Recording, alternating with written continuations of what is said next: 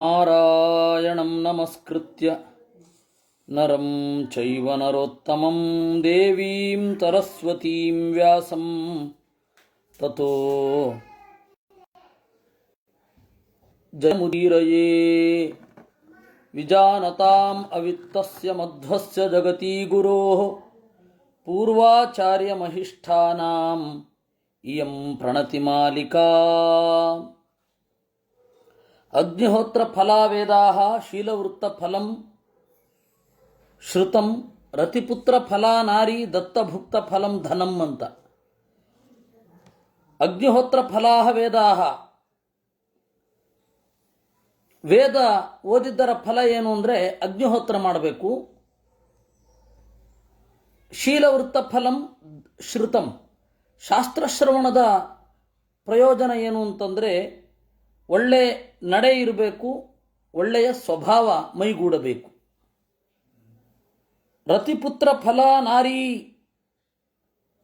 ರತಿಪುತ್ರ ಫಲ ನಾರಿ, ಒಂದು ಹೆಣ್ಣನ್ನು ಮದುವೆ ಆಗೋದು ಯಾಕೆ ಅಂತಂದರೆ ಒಂದು ಆನಂದ, ಅಂದರೆ ದೈಹಿಕವಾದ ಆನಂದ ಮತ್ತು ಮಕ್ಕಳು, ಇದು ಎರಡು ಹೆಣ್ಣನ್ನು ಮದುವೆ ಆಗಿದ್ದರ ಫಲ, ಮದುವೆಯ ಫಲ. ದತ್ತಭುಕ್ತ ಫಲಂ ಧನಂ, ಹಣದ ಪ್ರಯೋಜನ ಏನು? ದಾನ ಮಾಡಬೇಕು ಮತ್ತು ಸುಖವಾಗಿ ಉಣ್ಣಬೇಕು. ಗಳಿಸಿಟ್ಟ ಹಣವನ್ನು ಉಣ್ಣದೆ ಸುಮ್ಮನೆ ಅದಕ್ಕೆ ಗಾರ್ಡಿಯನ್ನಾಗಿ ಇರೋದು ಅಷ್ಟು ಸರಿಯಲ್ಲ.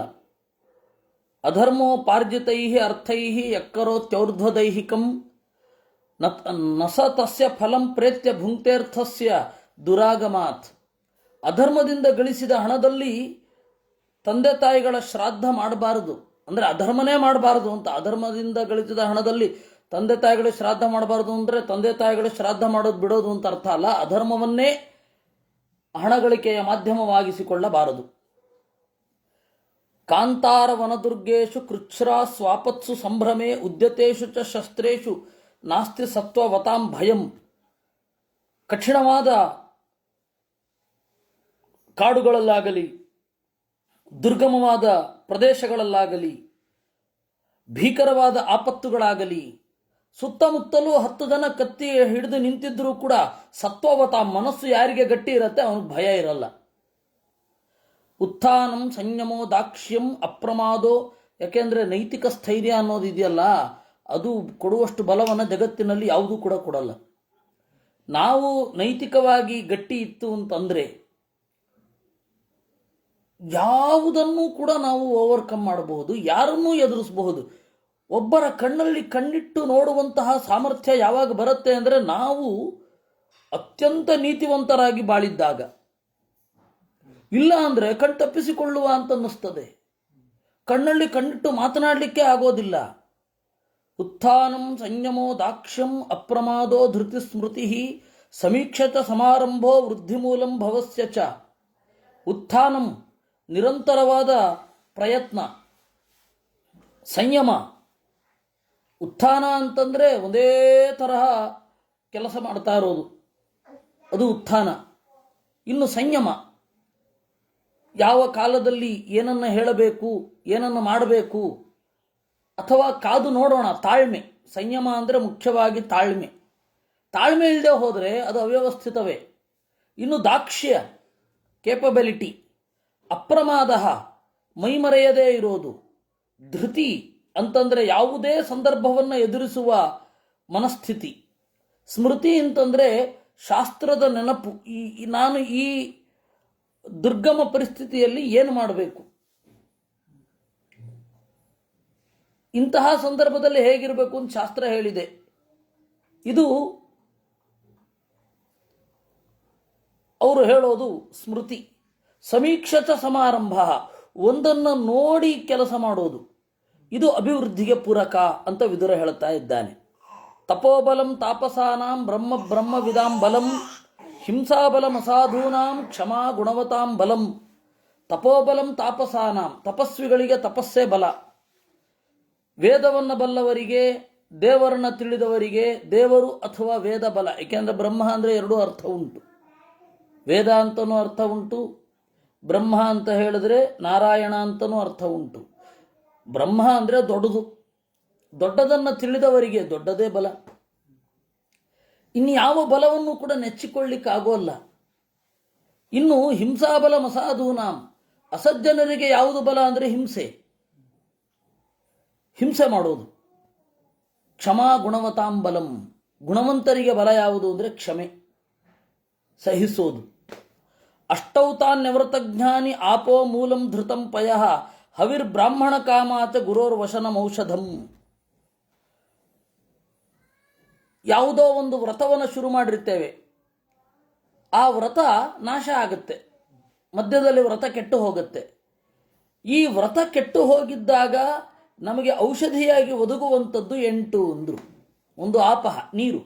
ಆಚಮನ ಮಾಡಲಿಕ್ಕೆ ನೀರು ಬೇಕಲ್ವ, ಸ್ನಾನ ಮಾಡಲಿಕ್ಕೆ ನೀರು ಬೇಕಲ್ವ. ವ್ರತದಲ್ಲಿ ಮಧ್ಯದಲ್ಲಿ ವ್ರತ ಭಂಗ ಆಯಿತು, ಅದಕ್ಕೆ ಸ್ನಾನ ಮಾಡಬೇಕು, ಅದರಿಂದಾಗಿ ಆಪಹ.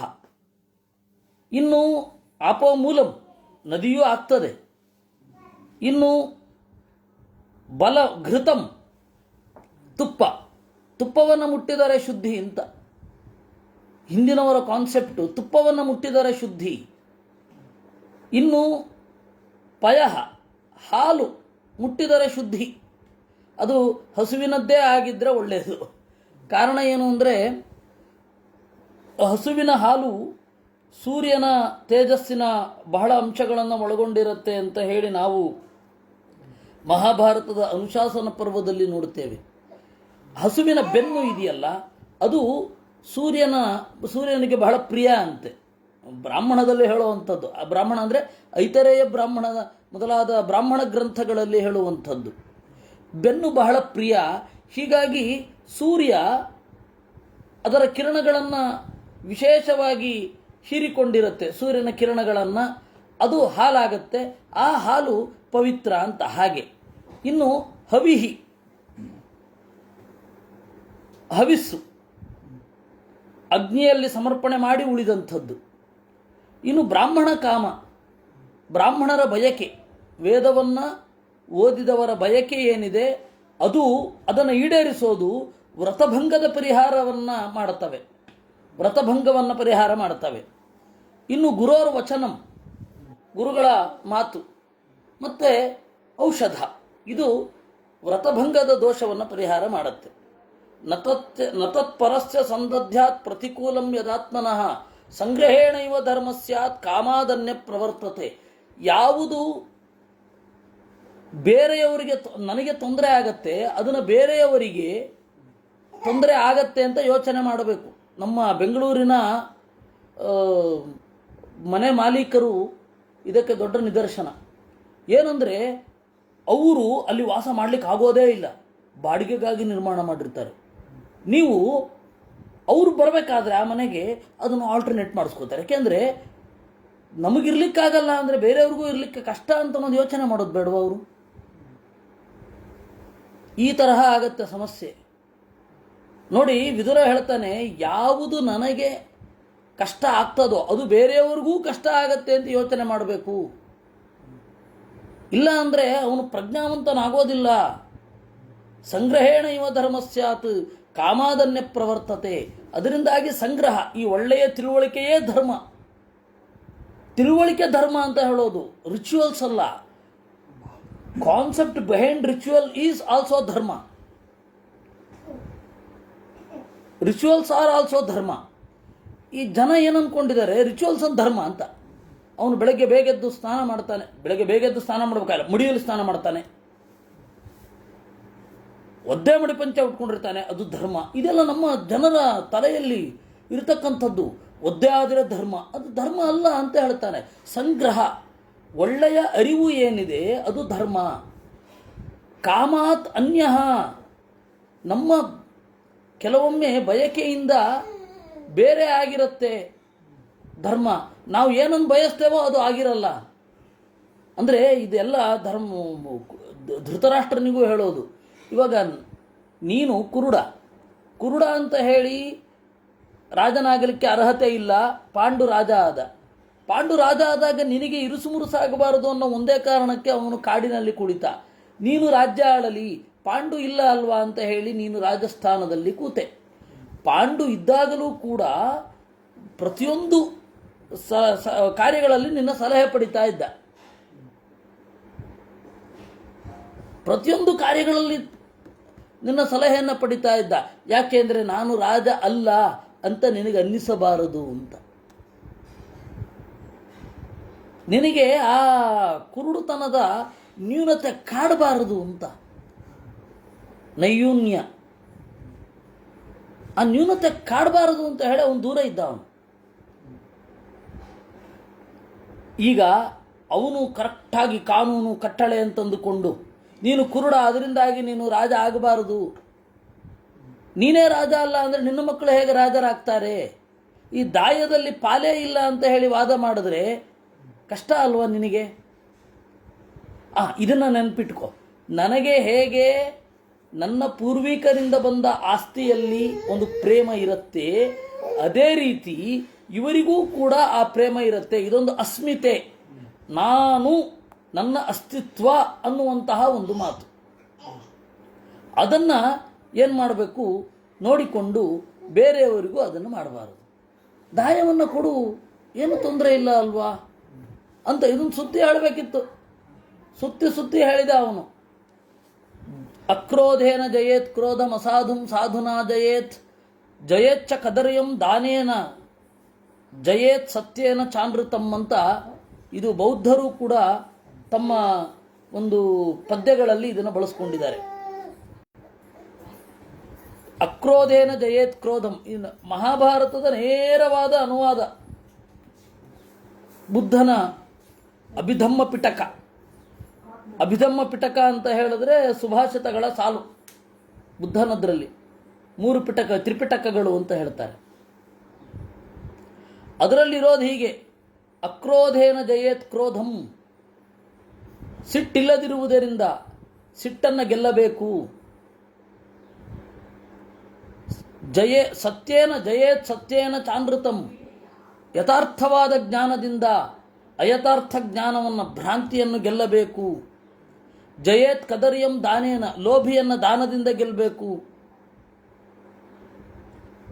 ಒಳ್ಳೆತನದಿಂದ ಕೆಟ್ಟತನವನ್ನು ಗೆಲ್ಲಬೇಕು. ಇದು ಇರುವಂಥದ್ದು. ಅದರಿಂದಾಗಿ ಸಾಧುವನ್ನು ಸಾಧುತನದಿಂದಲೇ ಗೆಲ್ಲಬೇಕು. ಇದರ ಉಲ್ಟಾ ಪರಿಣಾಮಗಳನ್ನು ನೋಡಿ. ಅಕ್ರೋಧೇನ ಜಯೇತ್ ಕ್ರೋಧಂ, ಅವರಿಗೆ ಸಿಟ್ಟಿಲ್ಲ. ಪಾಂಡವರಿಗೆ ಸಿಟ್ಟಿಲ್ಲ. ಕಾರಣಗಳಿದೆ ಯುದ್ಧ ಮಾಡಲಿಕ್ಕೆ, ನೆನಪಿಟ್ಟುಕೊಳ್ಳಿ. ಸಿಟ್ಟು ಕಾರಣ ಆಗಿದ್ದಿದ್ರೆ ಅದು ಇಷ್ಟು ಹೊತ್ತು ಕಾದು ಹೊಡಿಬೇಕಾಗಿರ್ತಿರ್ಲಿಲ್ಲ. ಯಾಕೆಂದರೆ ಸಿಟ್ಟು ಬಂದ ಮನುಷ್ಯ ಕೂಡಲೇ ರಿಯಾಕ್ಟ್ ಮಾಡ್ತಾನೆ. ಪಾಂಡವರು ಕೂಡಲೇ ರಿಯಾಕ್ಟ್ ಮಾಡಲಿಲ್ಲ. ಇಟ್ ಶೋಸ್ ಪಾಂಡವರಿಗೆ ಸಿಟ್ಟಿರಲಿಲ್ಲ, ಕಾರಣಗಳಿತ್ತು ಹೊಡಿಲಿಕ್ಕೆ. ಭೀಮಸೇನನಿಗೆ ಸಿಟ್ಟಿರಲಿಲ್ಲ, ಕಾರಣ ಇತ್ತು. ಯಾಕೆ ಹೊಡಿಬೇಕು ಅಂತ ಖಚಿತವಾದ ಒಂದು ಐಡಿಯಾ ಇತ್ತು, ಇದರಿಂದ ಹೊಡಿಬೇಕು. ಅದರಿಂದಾಗಿ war between ideas, conflict between Kuru Pandavas ಅಥವಾ ಕೌರವಾಸ್ ಅಂಡ್ ಪಾಂಡವಾಸ್ ಏನಿದೆ ಅದು ಐಡಿಯಲ್ ವಾರ್, ಆದರ್ಶಗಳ ಯುದ್ಧ. ಅದರಿಂದ ಸಿಟ್ಟಿಲ್ಲ ಅವರಿಗೆ. ಅಸಾಧುಂ ಸಾಧುನಾ ಜಯೇತ್, ಅಸಾಧುವನ್ನೇ ಒಳ್ಳೆತನದಿಂದ ಗೆಲ್ಲಬೇಕು ಅಂತಂದರೆ ಸಾಧುಗಳನ್ನು ಇನ್ನಷ್ಟು ಒಳ್ಳೆಯವರಾಗಿ ಗೆಲ್ಲಬೇಕು ಅವ್ರನ್ನ. ಇನ್ನು ಜಯೇತ್ ಕದರ್ಯಂ ದಾನೇನ, ಲೋಭಿಗಳಾಗಿದ್ದರೆ ದಾನದಿಂದ ಗೆಲ್ರಿ. ಪಾಂಡವರು ಲೋಭಿಗಳೋ? ಇಲ್ಲ. ಅದರಿಂದಾಗಿ ದಾನದಿಂದ ಗೆಲ್ಲಲಿಕ್ಕೆ ಬರೋಲ್ಲ. ಇನ್ನು ಜಯೇತ್ ಸತ್ಯೇನ ಚ ಅನೃತಂ, ಅವರು ಯಥಾರ್ಥ ಜ್ಞಾನಿಗಳಾಗಿದ್ದರೆ ಗೆಲ್ರಿ. ಋತಂ ಯಥಾರ್ಥ ವಿಜ್ಞಾನಂ ಸತ್ಯಂ ತತ್ಪೂರ್ವಿಕಾ ಕೃತಿ ಅಂತ ನಮ್ಮಲ್ಲಿ ಅಷ್ಟು ಇವಾಗ ಬಳಕೆಯಲ್ಲಿಲ್ಲ. ಪ್ರಾಚೀನ ಭಾರತದ 2 ಕಾನ್ಸೆಪ್ಟ್, ಋತ ಮತ್ತು ಸತ್ಯ ಅಂತ. ಋತ ಅಂತಂದರೆ ಆಚಾರ್ಯರು ಹೇಳ್ತಾರೆ ಯಥಾರ್ಥ ವಿಜ್ಞಾನ, ಸರಿಯಾದ ಪ್ರಜ್ಞೆ ಏನಿದೆ ಅದು ಋತ. ಸತ್ಯಂ ತತ್ಪೂರ್ವಿಕಾ ಕೃತಿ,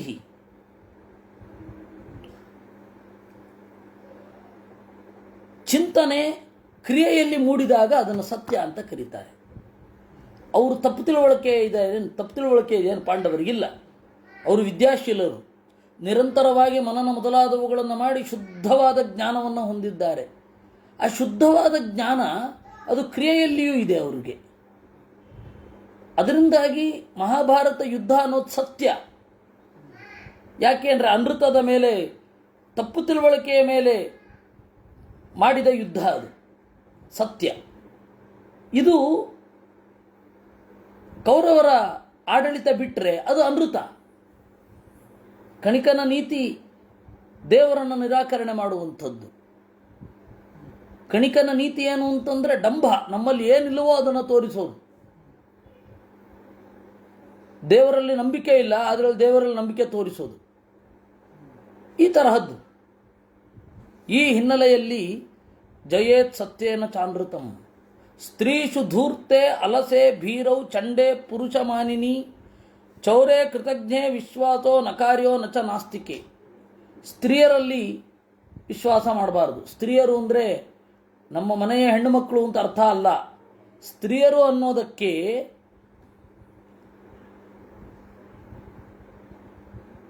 ರೂಪಾಜೀವಿಗಳು ಅಂತ ಅರ್ಥ ಇದೆ. ರೂಪದಿಂದ ಬದುಕುವವರು ಸ್ತ್ರೀಯರು ಅಂದರೆ ನಮ್ಮ ಮನೆಯ ಹೆಣ್ಣು ಮಕ್ಕಳಲ್ಲ. ರೂಪಾಜೀವಿಗಳಲ್ಲಿ ವಿಶ್ವಾಸ ಇಡಬಾರದು. ರೂಪವನ್ನೇ ಸರ್ವಸ್ವ ಅಂತ ಅಂದುಕೊಂಡವರು ಅವರನ್ನು ಸ್ತ್ರೀಯರು ಅಂತ ಕರೆಯೋದು ಪರಿಭಾಷೆಯಲ್ಲಿ. ಸಂಸ್ಕೃತದಲ್ಲಿ ಸ್ತ್ರೀ ಅಂದರೆ ರೂಪಾಜೀವಿ ಅಂತ ಅರ್ಥ. ಹಾಗಾದರೆ ನಮ್ಮ ಮನೆಯವರನ್ನು ಸ್ತ್ರೀ ಅಂತ ಕರಿತೇವಲ್ಲ ಅಂದರೆ ಅದು ಹೆಂಗತು ಅನ್ನೋ ಅರ್ಥದಲ್ಲಿ ಬಂದ್ಬಿಟ್ಟಿದೆ ಅಷ್ಟೇ. ವಸ್ತುತಸ್ತು ಸ್ತ್ರೀಯರು ಅಂತ ಹೇಳಿ ರೂಪಾಜೀವಿಗಳನ್ನು ಕರೆಯೋದು, ರೂಪದಿಂದ ಬದುಕುವವರು. ಇನ್ನು ಧೂರ್ತ, ಜೂಜುಕೋರನನ್ನು ನಂಬಬಾರದು, ಸೋಮಾರಿಯನ್ನು ನಂಬಬಾರದು, ಹೆದರು ಪುಕ್ಕಲನನ್ನು ನಂಬಬಾರದು, ಭೀರವು, ಚಂಡೆ, ವಿಪರೀತ ಕ್ರೂರಿ, ಅವನನ್ನು ನಂಬಬಾರದು, ಪುರುಷ ಮಾನಿನಿ, ಬಹಳ ಅಹಂಕಾರ ಇರುತ್ತಲ್ಲ ಅವನನ್ನು ನಂಬಬಾರದು. ಅವನು ಸ್ವಲ್ಪ ಈಗೋ ಹರ್ಟಾಯಿತು ಅಂದರೆ ಎಲ್ಲ ಹೇಳಿಬಿಡ್ತಾನೆ ರಹಸ್ಯವನ್ನು, ಅಥವಾ ಅವನ ಈಗೋ ಹರ್ಟಾಯಿತು ಅಂತ ಹೇಳಿದ್ರೆ ನಮ್ಮ ಮೇಲೆ ವಿರುದ್ಧವಾಗಿ ಏನು ಬೇಕಾದರೂ ಮಾಡ್ತಾನೆ. ಇನ್ನು ಚೋರೆ, ಕಳ್ಳನನ್ನು ನಂಬಬಾರದು, ಕೃತಜ್ಞ, ಒಳಿತನ್ನು ಮರೆಯುವವ, ಅವನನ್ನು ನಂಬಬಾರದು. ಅಷ್ಟೇ ಅಲ್ಲ, ನಾಸ್ತಿಕರಲ್ಲಿಯೂ ವಿಶ್ವಾಸ ಇಡಬಾರ್ದು. ಯಾಕೆಂದರೆ ಅವರಿಗೆ ಮಿತ್ರದ್ರೋಹ ಮಾಡಿದರೆ ಪಾಪ ಇಲ್ಲ ಅಂತ ಅವರು ತೀರ್ಮಾನ ಮಾಡಿಬಿಟ್ಟಿರ್ತಾರೆ. ಬೆನ್ನಿನಿಂದ, ಹಿಂದ್ಗಡೆಯಿಂದ, ಚೂರಿಯಿಂದ ಇರಿದ್ರೆ ಪಾಪ ಇಲ್ಲ ಅಂತ ತೀರ್ಮಾನ. ಯಾಕೆಂದರೆ ಅವರು ಪಾಪ ಅತೀಂದ್ರಿಯವಾದ ವಸ್ತುಗಳನ್ನೇ ಒಪ್ಪದವರು. ಅಭಿವಾದನಶೀಲಸ್ಯ ನಿತ್ಯಂ ವೃದ್ಧೋಪಶೀಲಿನಃ ಚತ್ವಾರಿ ತಸ್ಯ ವರ್ಧಂತೆ ಆಯು ಪ್ರಜ್ಞಾ ಯಶೋ ಬಲಂ. ನಿತ್ಯವೂ ಅಭಿವಾದನ ಮಾಡುವವನಿಗೆ 4 ಸಹಜವಾಗಿ ಬೆಳೆಯುತ್ತೆ ಅಂದರು. ಆಯುಷ್ಯ, ಪ್ರಜ್ಞಾ, ಯಶಸ್ಸು, ಬಲ. ಆಯುಷ್ಯ ಹೇಗೆ ಬೆಳೆಯುತ್ತೆ ಅಂದರೆ ಅವರ ಟಿಪ್ಸ್ಗಳೆಲ್ಲ ಗೊತ್ತಾಗ್ತಾ ಹೋಗುತ್ತೆ. ತೀರ ವೃದ್ಧರು ಅವ್ರೇನು ಮಾಡ್ತಾರೆ, ನಾವು ಈ ವಯಸ್ಸಿಗೆ ಬಂದಾಗ ಏನು ಮಾಡಬೇಕು, ಅಥವಾ ಇವ್ರು ಏನು ಮಾಡ್ತಾ ಇದ್ದಾರೆ ನಾವೇನು ಮಾಡಬಾರ್ದು, ನಮ್ಮ ದೇಹಕ್ಕೆ ಏನು ಒಳ್ಳೆಯದಲ್ಲ, ಏನು ಒಳ್ಳೆಯದು, ಅದು ವೃದ್ಧರ ಜೊತೆ ಸಂಪರ್ಕ ಮಾಡ್ತಾ ಇದ್ದಾಗ ಗೊತ್ತಾಗ್ತಾ ಹೋಗುತ್ತೆ. ಇನ್ಫ್ಯಾಕ್ಟ್ ವೈದ್ಯಕೀಯ ಪರಿಭಾಷೆಗಳು ಅನೇಕ ಗೊತ್ತಾಗಿದ್ದೇ ನಮ್ಮ ಗುರುಗಳ ಹತ್ರ ಹೋಗ್ತಾ ಇದ್ದಾಗ. ಅವರು ವೃದ್ಧರು ಮಾತ್ರೆ ಕೊಡು ಅಂತ ಇದ್ರು. ಹಾಗೆ ಗೊತ್ತಾಗುತ್ತೆ ವೈದ್ಯಕೀಯ ಪರಿಭಾಷೆಗಳ ಹೀಗಿರುತ್ತೆ, ದೇಹದ ಪರಿಸ್ಥಿತಿ ಹೀಗಾಗತ್ತೆ, ಗೊತ್ತಾಗತ್ತೆ. ಇನ್ನು ಅದರಿಂದಾಗ ಆಯುಷ್ಯ ಬೆಳೆಯುತ್ತೆ. ಆಮೇಲೆ ಪ್ರಜ್ಞಾ, ಅವರ ಅನುಭವದ ಮಾತುಗಳು, ಅವರು ಅನುಭವಿಸಿದ್ದು, ಅವರು ಯಾವುದೋ ಗ್ರಂಥದಲ್ಲಿ ಓದಿದ್ದು, ಮಹಾತ್ಮರೊಬ್ಬರ ಹತ್ರ ಮಾತನಾಡಿತು ಅಂದರೆ ಒಂದು ಪುಸ್ತಕವನ್ನು ಓದಿದ ಹಾಗೆ. ಅದಕ್ಕೆ ಹೇಳ್ತಾರೆ, ಸಂಸ್ಕೃತದಲ್ಲಿ ಒಂದು ಸುಭಾಷಿತ ಉಂಟು, ಸಜ್ಜನರನ್ನ ಸಂಸರ್ಗ ಮಾಡಬೇಕು ಯದಿ ನೋಪದಿಶಂತ್ಯಪಿ, ಸಂತಹ ಸದಾಭಿಸರ್ತವ್ಯಾ ಯದಿ ನೋಪದಿಶಂತ್ಯಪಿ. ಅವರು ಪ್ರತ್ಯೇಕ ಪಾಠ ಅಂತ ಮಾಡದೇ ಇರಬಹುದು, ಆದರೆ ಅವರ ಹತ್ತಿರ ಇರಬೇಕು. ಯಾಕೆ ಅಂತಂದರೆ ಅವರ ನಡೆಯೂ ಪಾಠ ಆಗತ್ತೆ, ನಡೆಯೂ ಪಾಠ ಆಗತ್ತೆ. ನಾನು ಎಷ್ಟೋ ಬಾರಿ ಅವಾಗ ಸುಮ್ಮನೆ ಅರ್ಧ ಗಂಟೆ ಕೂತು ಬಂದದ್ದಿದೆ, ಏನು ಮಾತಿಲ್ಲ. ಅವರು ನನ್ನ ಯಾಕೆ ಬಂದಿದ್ದಿ, ಏನು ಮಾಡಿದ್ದಿ, ಏನೂ ಕೇಳಲಿಲ್ಲ. ನಾನು ಯಾಕೆ ಬಂದಿದ್ದೇನೆ ಅಂತ ಹೇಳಲಿಲ್ಲ. ಸುಮ್ಮನೆ ಕೂತು ಅರ್ಧ ಗಂಟೆ ಅವ್ರ ಪಾಡಿಗೆ ಅವ್ರು ಬರಿತಾ ಇದ್ರು, ನಾನು ಅರ್ಧ ಗಂಟೆ ಕೂತು ಬಂದದ್ದು ಇದೆ. ಹಾಗೆ ಪ್ರಜ್ಞಾ, ಯಶಸ್ಸು, ಒಳ್ಳೆಯ ಕೀರ್ತಿ, ಆ ಕೀರ್ತಿಯ ಟಿಪ್ಸ್ಗಳೆಲ್ಲ ಇರ್ತದೆ. ಜ್ಞಾನಿಗಳಾದ ಸಜ್ಜನರನ್ನು ಸೇರಿದರೆ ಈ 4 ಸಹಜ. ಮತ್ತು ಬಲ, ಒಂದು ಆತ್ಮಬಲ ಮೂಡುತ್ತೆ, ಅಸೀಮವಾದ ಧೈರ್ಯ. ಇವರೆಲ್ಲ ಇನ್ಸೆಕ್ಯೂರಿಟಿ ಕಾಂಪ್ಲೆಕ್ಸು ಅಂತಾರೆ. ಒಬ್ಬ ಒಳ್ಳೆ ವೇದಾಂತಿಯ ಜೊತೆಗೆ ಬಿಡ್ರಿ, ಇನ್ಸೆಕ್ಯೂರಿಟಿ ಫೀಲಿಂಗ್ ಎಲ್ಲ ಪುಡಿ ಆಗೋಗುತ್ತೆ. ಯಾಕೆ ಇನ್ಸೆಕ್ಯೂರಿಟಿ ಬೇಕು? ಅದು ಬೇಂದ್ರೆ ಅವರು ಹೇಳ್ತಾ ಇದ್ರಲ್ಲ, ಸಾವು ಅಂದರೆ ನನಗೆ ಅಂಜಿಕೆ ಇರಲ್ಲ, ಸಾವು ಬಂದಾಗ ನಾನಿರಲ್ಲ, ನಾನಿರುವಾಗಂತೂ ಸಾವು ಬರಲ್ಲ ಅಂತ. ಅಷ್ಟೇ, ಆ ಮಟ್ಟದಲ್ಲಿ ಒಂದು ವಿಶ್ವಾಸ ಇರಬೇಕು.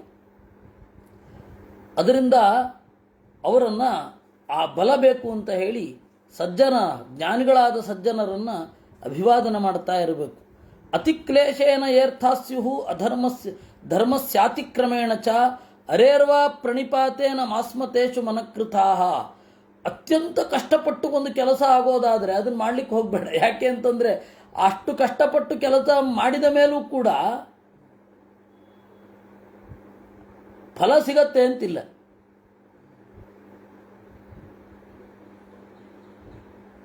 ಹನ್ನೆರಡು ವರ್ಷ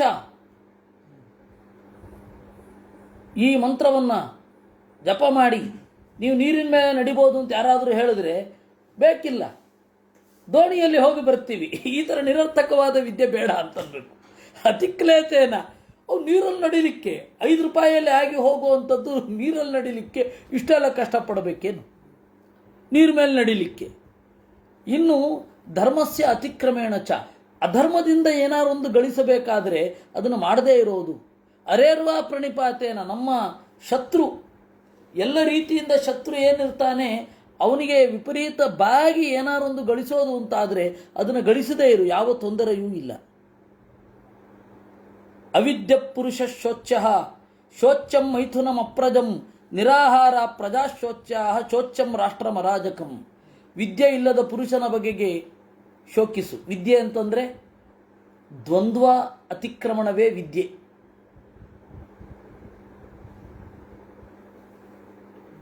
ಯಾವುದರಿಂದ ದ್ವಂದ್ವದಿಂದ ಬಿಡುಗಡೆ ಆಗತ್ತೋ ಅದನ್ನು ವಿದ್ಯೆ ಅಂತ ಕರೆಯೋದು. ವಿದ್ಯೆ ಅಂದರೆ ಎಜುಕೇಷನ್ ಅಲ್ಲ, ಡಿಗ್ರಿ ಅಲ್ಲ. ವಿದ್ಯೆ ಅಂತ ಹೇಳಿದ್ರೆ ಸಾವಿದ್ಯಾಯ ವಿಮುಕ್ತಯೇ, ಸೋಲು ಗೆಲುವು ಇತ್ಯಾದಿಗಳಿಂದ ಬಿಡುಗಡೆಗೊಳ್ಳೋದು. ಇದನ್ನು ಅಟ್ಲೀಸ್ಟ್ ತಟಸ್ಥವಾಗಿ ತಗೊಳ್ಳೋದು. ಇದು ಯಾರಿಗಿರುತ್ತೆ ಅವನು ಶ್ಲಾಘ್ಯ, ಯಾರಿಗಿರಲ್ಲ ಹಿ ಇಸ್ ಪಿಟಿಯಬಲ್. ಅವಿದ್ಯ ಪುರುಷ ಶೋಚ್ಯ ಶೋಚ್ಯಂ ಮೈಥುನಂ ಅಪ್ರಜಂ. ದಾಂಪತ್ಯ ಇದೆ, ದಾಂಪತ್ಯ ಅಂದ್ರೆ ನಾ ಹೇಳ್ತಾ ಇರೋದು ಬೇಟ ಇದೆ, ಮಕ್ಕಳಿಲ್ಲ, ನೀವು ಅದಕ್ಕೆ ಮರುಕ ಸೂಚಿಸಬೇಕು, ಅಯ್ಯೋ ದೇವರೇ ಅಂತ. ಅಷ್ಟೇ ವಿನಃ ನಿಂದನೆ ಮಾಡೋ ಪ್ರಸಂಗ ಅಲ್ಲ ಅದು. ಇನ್ನು ನಿರಾಹಾರ ಪ್ರಜಾಶೋಚ್ಯಾಹ, ಆಹಾರ ಇಲ್ಲದೆ ಹೋದರೆ, ಮಕ್ಕಳಿಗೆ ಆಹಾರ ಕೊಡಲಿಕ್ಕಾಗದೆ ಹೋದರೆ ಅವ್ರ ಬಗ್ಗೆ ಮರುಕ ಇರಬೇಕು. ಶೋಚ್ಯಂ ರಾಷ್ಟ್ರಮರಾಜಕಂ, ರಾಜನಿಲ್ಲದೆ ಇರುವ ರಾಷ್ಟ್ರದ ಬಗ್ಗೆ ನಮಗೆ ಒಂದು ಶೋಕ ಇರಬೇಕು, ಕರುಣೆ ಇರಬೇಕು. ಅಧ್ವಾ ಜರಾ ದೇಹವತಾಂ ಪರ್ವತಾನಾಂ ಜಲಂ ಜರ ಅಸಂಭೋಗೋ ಜರಾಸ್ತ್ರೀಣಾಂ ವಾತ್ಸಲ್ಯಂ ಮನಸೋ ಜರ. ಅಧ್ವಾ ಜರಾ ದೇಹವತಾಂ, ದೇಹವುಳ್ಳವರಿಗೆ ನಿರಂತರ ಪ್ರಯಾಣ ಅನ್ನೋದು ಮುಪ್ಪು. ಅಂದರೆ ವಿಪರೀತ ನಡೆ, ಅದು ಆಹಾರ ಇಲ್ಲದೆ ಯದ್ವಾ ತದ್ವಾ ಹೋಗ್ತಾ ಇರೋದು, ಅದು ದೇಹ ಬೇಗ ಮುಪ್ಪಾಗುವಂತಹ ಪರಿಸ್ಥಿತಿ. ಪರ್ವತಾನಾಂ ಜಲಂ ಜರ, ಪರ್ವತಗಳು ಜರಿದು ಬೀಳಲಿಕ್ಕೆ ನೀರು ಕಾರಣ. ವಿಪರೀತ ನೀರಿನ ಹರಿವಿತ್ತು ಅಂದರೆ ಅದು ಲ್ಯಾಂಡ್ ಸ್ಲೈಡಿಂಗ್ ಆಗ್ತಾ ಇರ್ತದೆ. ಅಸಂಭೋಗೋ ಜರಾ ಸ್ತ್ರೀಣಾಂ, ಸ್ತ್ರೀಣಾಂ ಅಂದರೆ ರೂಪಾಜೀವಿಗಳು. ರೂಪಾಜೀವಿಗಳು ಕಳೆಗುಂದುವುದು ಯಾವಾಗ ಅಂತಂದರೆ ಗಂಡಸರ ಸಂಪರ್ಕ ಇಲ್ಲದಿದ್ದಾಗ. ಅಸಂಭೋಗೋ ಜರಾ ಸ್ತ್ರೀಣಾಂ, ನಟಿಯರು ಯಾವಾಗ ಚಂದ ಕಾಣಲ್ಲ ಅಂತಂದರೆ ಗಂಡಸರ ಸಂಪರ್ಕ ಇಲ್ಲದೆ ಹೋದಾಗ ಅಂತ. ಸ್ವಲ್ಪ ಕಟು ಈ ಮಾತು, ವಿದುರನದ್ದು ತಿಳ್ಕೊಳ್ಬೇಕಷ್ಟೇ.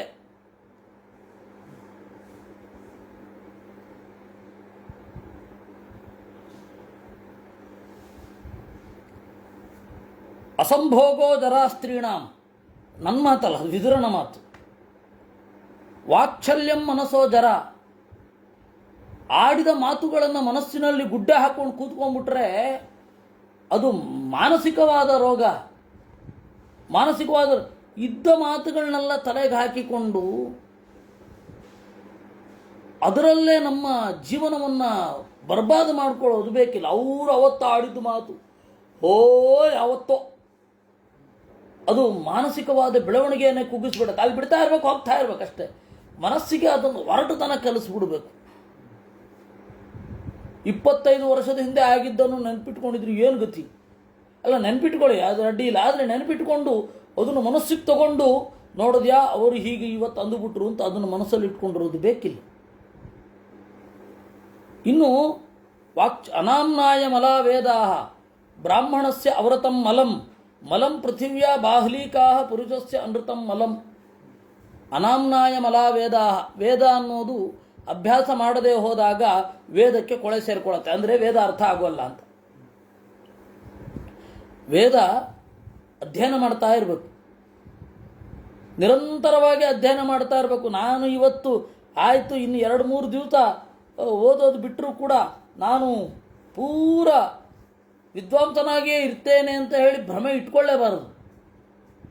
ಯಾವತ್ತಿದ್ರೂ ಅದು ಡೇಂಜರಸ್. ಅನಾಮ್ನಾಯ ಮಲಾ ವೇದಾಹ. ಆಮೇಲೆ ಬ್ರಾಹ್ಮಣಸ್ಯ ಅವರತಂ ಮಲಂ, ಬ್ರಾಹ್ಮಣನೊಬ್ಬ ಸ್ವಾಧ್ಯಾಯ ಮಾಡದೆ ಹೋದರೆ ಅದು ದೊಡ್ಡ ದೋಷ. ಮಲಂ ಪೃಥಿವ್ಯಾ ಬಾಹ್ಲೀಕಾಹ, ಬಾಹ್ಲೀಕಾಹ ಅಂತ ಹೇಳಿದ್ರೆ ಇದೊಂದು ದೇಶವನ್ನು ಹೇಳುವಂಥದ್ದು, ಪಂಜಾಬ್. ಇವತ್ತು ಹೇಳಿದ್ರೆ ರೇಷಿಯಲ್ ಅಬ್ಯೂಸ್ ಅಂತ ಹೇಳಿ ಕೇಸ್ ಹಾಕ್ಬಿಡ್ಬೋದು. ಬಾಹ್ಲೀಕ ಅಂದರೆ ಬಾಹ್ಯೇಶು ಏವ ಲೀಯಂತೆ, ಬಾಹ್ಯೇಶು ಕೇಶು ಲೀಯಂತೆ, ಹೊರಗಡೆಯ ಇಂದ್ರಿಯಗಳಲ್ಲೇ ರತರಾಗಿರ್ತಾರೆ, ಅವರು ಒಳಗಡೆ ಹೋಗಲಿಕ್ಕೇ ಗೊತ್ತಿಲ್ಲ. ಅವರು ಬಾಹ್ಲೀಕರು. ಅದೇ ರೀತಿ ಮದ್ರ ದೇಶದವರು, ಮದ್ರ ಅಂತಂದರೆ ಅದು ಬಾಹ್ಲೀಕವೇ. ಪಾಕಿಸ್ತಾನಿಯನ್ ಪಂಜಾಬ್ ಮದ್ರ, ಇಂಡಿಯನ್ ಪಂಜಾಬ್ ಏನಿದೆ ಅದು ಬಾಹ್ಲೀಕ ಅಂತ ಕರಿತಾ ಇದ್ರು. ಅವರು ಇಡೀ ಭೂಮಿಗೆ ಮಲಪ್ರಾಯರು ಅಂತ, ಅಂದರೆ ಭೂಮಿಯಲ್ಲಿ ತೆಗೆದುಹಾಕಿದ ಜನ ಅಂತ ಹೇಳುವ ಹಾಗೆ. ತೆಗೆದುಹಾಕಿದ ಜನ ಅಂದರೆ ಕಳಪೆ, ಅದನ್ನು ಉಡುಪಿ ಕಡೆ ತೆಗೆದುಹಾಕೋದು ಅಂತ. ತೆಗೆದುಹಾಕಿದ ಜನ ಅವರು. ಪುರುಷಸ್ಯ ಅನೃತಂ ಮಲಂ, ಅಯಥಾರ್ಥ ಜ್ಞಾನ ಅನ್ನೋದು ಜೈವಿಕ ಮಲ, ಜೀವನಿಗೆ ಅಂಟಿಕೊಂಡ ಕೊಳೆ. ಕೌತೂಹಲ ಮಲಾತಾದ್ವಿ ವಿಪ್ರವಾತ ಮಲಾ ಸ್ತ್ರೀಯ. ಇನ್ನು ಗರತಿಗೆ ವಿಪರೀತ ಕುತೂಹಲ ಇದ್ರೆ ದೊಡ್ಡ ಪ್ರಾಬ್ಲಮ್. ಕೌತೂಹಲ ಮಲಾ ಸಾಧ್ವಿ. ಇನ್ನು ವಿಪ್ರವಾಸ ಮಲಾ ಸ್ತ್ರೀಯ, ಗಂಡ ಯಾವಾಗಲೂ ಹೊರಗಡೆ ಹೋಗ್ತಾ ಇರ್ತಾನೆ ಅಂದರೆ ವಿಪ್ರವಾಸ ಮಲಾಹ ಸ್ತ್ರೀಯ. ಅವರಿಗೆ ಏನೋ ಸೋಮಾರಿತನವೋ ಏನೋ ಒಂದು ಬಂದುಬಿಡುತ್ತೆ. ಕೆಲಸ ಮಾಡಲಿಕ್ಕಾಗದೇ ಇರೋದು, ತನಗೊಬ್ಬರಿಗೆ ಎಷ್ಟು ಬೇಕೋ ಅಷ್ಟು ನೋಡ್ಕೊಂಡ್ಬಿಡೋದು, ಆ ತರಹ ಒಂದು ಮೆಂಟಾಲಿಟಿ ಬಂದುಬಿಡುತ್ತೆ. ಅದಕ್ಕೆ ಬಹಳ ಪ್ರವಾಸ ಮಾಡಬಾರದು. ಒಂದು ಸುವರ್ಣಸ್ಯ ಮಲಂ ರೂಪ್ಯಂ ರೂಪ್ಯಸ್ಯಾಪಿ ಮಲಂ ತ್ರಪು ಜ್ಞೇಯಂ ತ್ರಪುಮಲಂ ಸೀಸಂ ಸೀಸಸ್ಯಾಪಿ ಮಲಂ ಮಲಂ. ಬಂಗಾರದ ಉಳಿದ ಭಾಗ, ನೀವು ಒಂದು ಬಂಗಾರ ಅಂತ ಒಂದು ತೆಗೆದುಕೊಂಡಾಗ ಅದರಲ್ಲಿ ಬೆಳ್ಳಿಯ ಪಾಲಿರ್ತದೆ. ಶುದ್ಧ ಬಂಗಾರ ಅನ್ನೋದಿರುತ್ತೆ, ಆ ಬಂಗಾರದ ಪಾಲು ಬೆಳ್ಳಿ, ಬಂಗಾರದ ಕೊಳೆ ಅಂದರೆ ಅದನ್ನು ಬೇರ್ಪಡಿಸಬಹುದು. ರೂಪ್ಯಸ್ಯಾಪಿ ಮಲಂ ತ್ರಪು, ನಿಮಗೆ ಬೆಳ್ಳಿಯನ್ನು ನೋಡಿದಾಗ ಬೆಳ್ಳಿಯಲ್ಲಿಯೂ ಕಲಬೆರಕೆ ಮಾಡಲಿಕ್ಕೆ ಬರ್ತದೆ. ಅದ್ಯಾವುದು ಅಂದರೆ ತ್ರಪು. ಬೆಳ್ಳಿಗೆ ಒಂದು ಹೆಸರುಂಟು ಸಂಸ್ಕೃತದಲ್ಲಿ, ದುರ್ವರ್ಣ ಅಂತ, ಬೇಗ ಕಪ್ಪಾಗ್ತದೆ ಅಂತ. ಆ ದುರ್ವರ್ಣತ್ವ ಯಾಕೆ ಬರುತ್ತೆ ಅಂತಂದರೆ ತ್ರಪು ಇರುವುದರಿಂದ. ತ್ರಪು ಅಂತ ಒಂದು ಕಳಪೆ ಲೋಹ. ಜ್ಞೇಯಂ ತ್ರಪುಮಲಂ ಸೀಸಂ, ಆ ತ್ರಪುವಿನ ಉಳಿದ ಭಾಗ ಏನಿರುತ್ತೆ ಅದು ಸೀಸ. ಸೀಸಸ್ಯಾಪಿ ಮಲಂ ಮಲಂ, ಸೀಸದ ಮಲ ಇರುತ್ತಲ್ಲ ಅದು ಜಗತ್ತಿನಲ್ಲಿ ಯಾವುದಕ್ಕೂ ಪ್ರಯೋಜನಕ್ಕೆ ಬರಲ್ಲ. ನ ಸ್ವಪ್ನೇನ ಜಯೇನ್ನಿದ್ರಾಂ ನ ಕಾಮೇನ ಜಯೇತ್ ಸ್ತ್ರೀಯ ನೇಂಧನೇನ ಜಯೇದಗ್ನಿಂ ನಪಾನೇನ ಸುರಾಂ ಜಯೇತ್ ಅಂತ. ನಾನು ಈ ವಿಪ್ರವಾಸ ಮಲಾಹ ಸ್ತ್ರೀಯ ಅಂತ ಇದೆಯಲ್ಲ, ಇದ್ರ ಬಗ್ಗೆ ಪಾಯಿಂಟ್ ಹೇಳಬೇಕು ಅಂದ್ಕೊಂಡೆ, ಟಕ್ಕ ಮರ್ತೋಯ್ತು, ಮತ್ತೆ ಹೇಳ್ತೇನೆ. ಈಗ ಹೇಳ್ತಾ ಇದ್ದೇನೆ, ಅಂದರೆ ಒಂದು ಶ್ಲೋಕದ ಹಿಂದೆ. ನೀವು ಶುಕಸಪ್ತತಿ ಅಂತ ಹೇಳಿ ಒಂದು ಸಂಸ್ಕೃತದ ಕಥಾ ಸಂಕಲನ, ಶುಕಸಪ್ತತಿ ಅಂತ. ಆ ಶುಕಸಪ್ತತಿ ಕನ್ನಡದಲ್ಲೇ ಅನುವಾದ ಕೂಡ ಆಗಿದೆ. ಬಿ ಆರ್ ಸುಹಾಸ್ ಅನ್ನುವರು, ಅವರು ವೃತ್ತಿಯಲ್ಲಿ ವೈದ್ಯರು, ಆದರೆ ಸಂಸ್ಕೃತದ ಬಗ್ಗೆ ಬಹಳ ಇಂಟ್ರೆಸ್ಟು. ಅವರು ಸಂಸ್ಕೃತವನ್ನು ಕಲಿತು, ಆದರೆ ಕಾವ್ಯ, ಅವ್ರಿಗೆ ವೇದಾಂತ ಇಲ್ಲ, ಕಾವ್ಯ. ಆಮೇಲೆ ಹಾಲನ ಗಾಹ ಸತ್ತಸಯಿ ಮತ್ತು ಶುಕಸಪ್ತತಿ, ಇದೆಲ್ಲ ಹೆಣ್ಣು ಮಕ್ಕಳು ಯಾವ ರೀತಿ ಜಾರ್ತಾರೆ ಅನ್ನೋದನ್ನೇ ಹೇಳುವಂತೆ ಇರತಕ್ಕಂಥದ್ದು.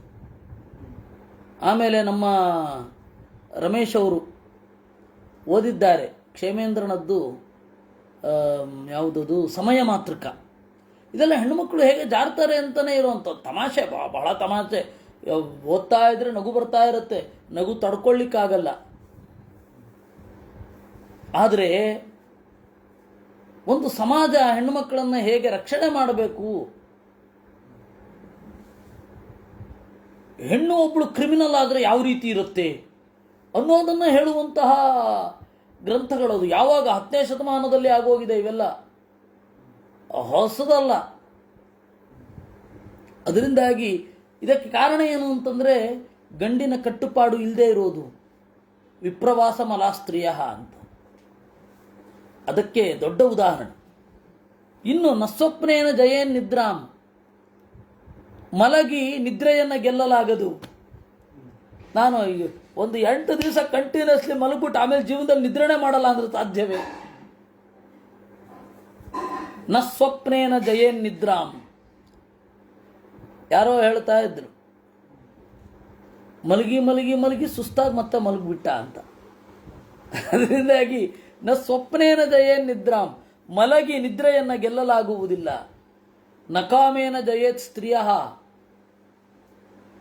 ನಾನು ಬಹಳ ಹೆಣ್ಣು ಮಕ್ಕಳ ಜೊತೆಗೆ ಇದ್ದು ಕಾಮವನ್ನು ಗೆಲ್ತೇನೆ ಅನ್ನೋದು ಮೂರ್ಖತನದ ಮಾತು. ನೇಂಧನೇನ ಜಯೇದಗ್ನಿಂ, ಕಟ್ಟಿಗೆ ಹಾಕಿ ಹಾಕಿ ಹಾಕಿ ಬೆಂಕಿ ನಾರಿಸ್ಬಿಡ್ತೀನಿ ಅಂದರೆ ಎಷ್ಟು ಮೂರ್ಖತನದ ಮಾತು. ನಪಾನೇನ ಸುರಾಮ್ ಜಯೇತ್, ಕುಡಿದು ಕುಡಿದು ಹೆಂಡವನ್ನು ಗೆಲ್ತೇನೆ ಅಂತಂದ್ರೆ ಆಗಲ್ಲ. ಆದರೆ ತಂತ್ರಶಾಸ್ತ್ರದಲ್ಲೇ ಅದೇ ಮುಖ್ಯ. ಇನ್ನಷ್ಟು ಕುಡಿ, ಇನ್ನಷ್ಟು ಕುಡಿ, ಇನ್ನಷ್ಟು ಕುಡಿ, ಕುಡಿದು ಕುಡಿದು ಕುಡಿದು ಒಮ್ಮೆ ಕುಡಿತವನ್ನು ಗೆದ್ದು ಬಿಡುವಂತ.